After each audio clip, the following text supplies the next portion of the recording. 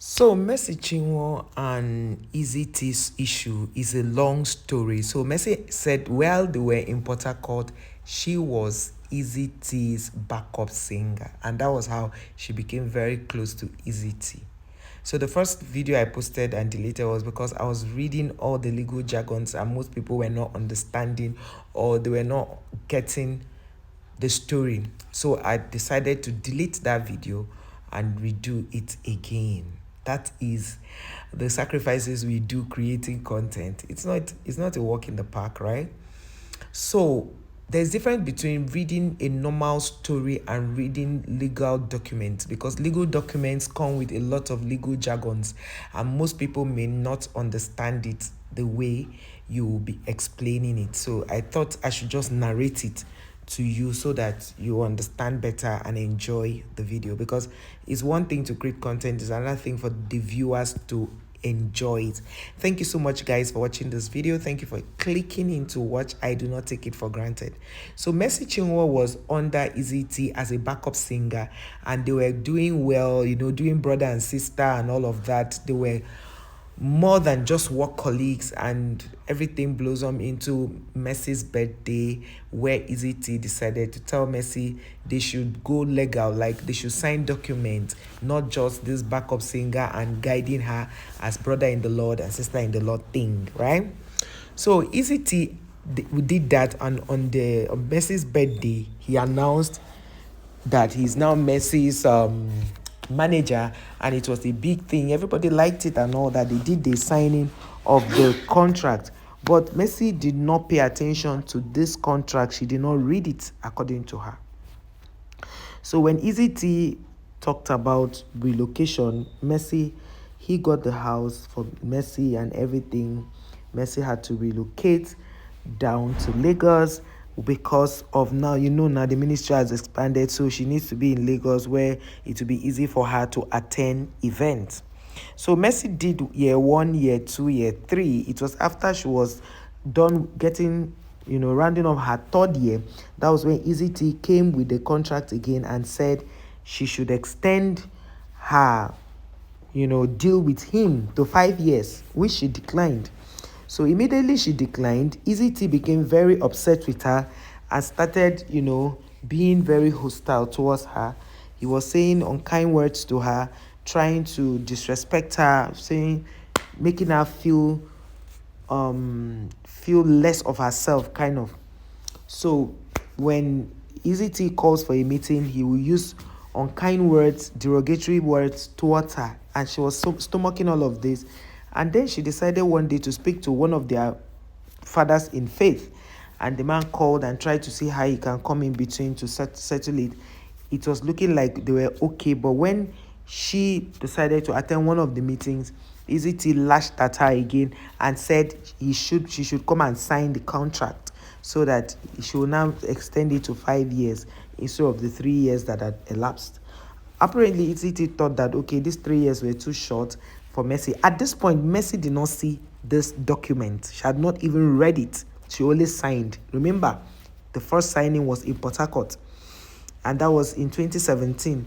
So after that, EezeeTee, all the back and forth that happened, Mercy decided, okay, that she was going to make peace with EezeeTee. She didn't want to have any soiled relationship with him. Let them just, if they must part, they should part on a clean slate.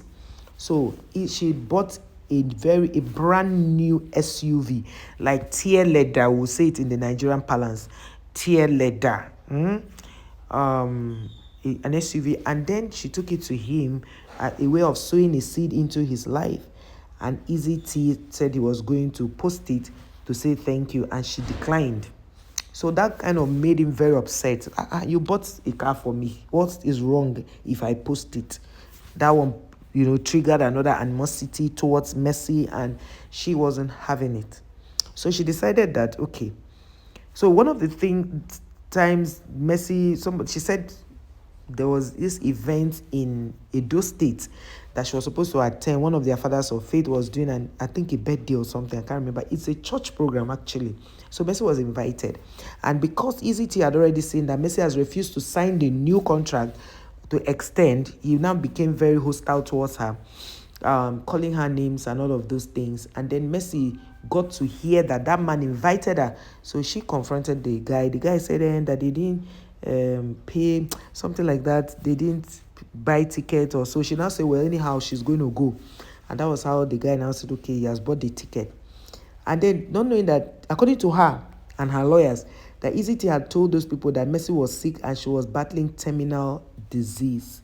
So the guys came to the airport to pick Mercy with the mind that as she is going to be picked, they went with the doctor, they went with different doctors who were going to, aid her to arrive and all of that, settle in Edo State. So when Mercy got to hear this, she was taken aback, wondering to herself, why would her manager say she's having terminal disease? Meanwhile, it is not true. So Mercy saw that and came back and was like, what's going on? So now what EezeeTee did was Mercy now started taking jobs because he was turning down jobs saying that Mercy was not available. Meanwhile, she was available.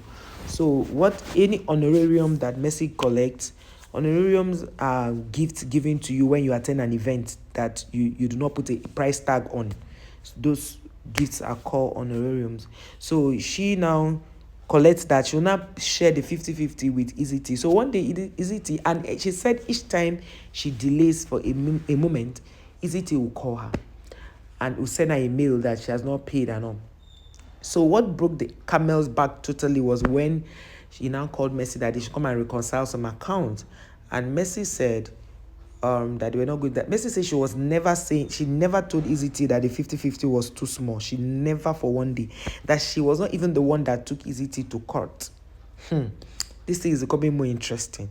That, you see, I read the document, so I'm trying to touch everywhere. She now talked about how when she called this the contract that she was supposed to sign since way back, they said her copy, she never received her copy until 2022. A contract of 2017, not knowing that the new contract, it was not a new contract that has been doctored. And she did not know until when she got to the place, her pastor's place, and got the copy, the pastor of this guy, who was now their mutual spiritual head. She now took it and saw that they had altered the date. Instead of 2017, it was now carrying 2019. And then one of her people reached out to Udo Udoma and Osaige legal firm. I think that's what EezeeTee uses.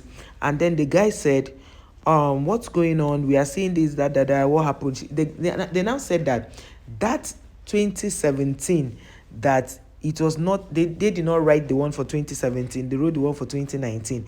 And they only sent him an e-copy, but that they were not there when they signed. So Mercy discovered that the 2017 was now used, a pen was used to correct it to 2019, and then they asked her to sign, which she declined because she saw that they had altered that document.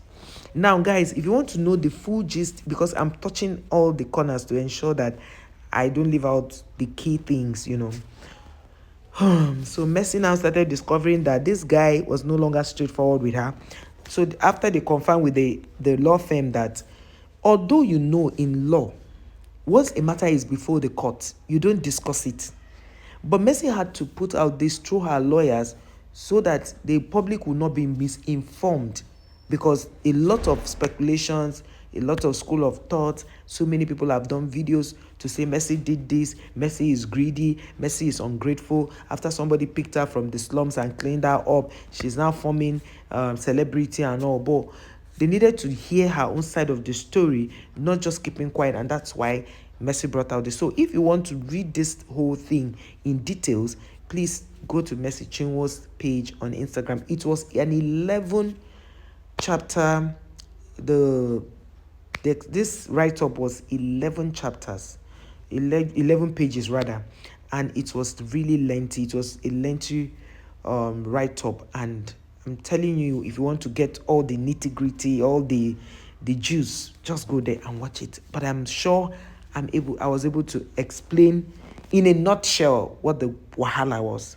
So Mercy CHINWO and this guy had to go to the court to see if that will sort out the issue. Thank you for watching. I'll see you in our next one.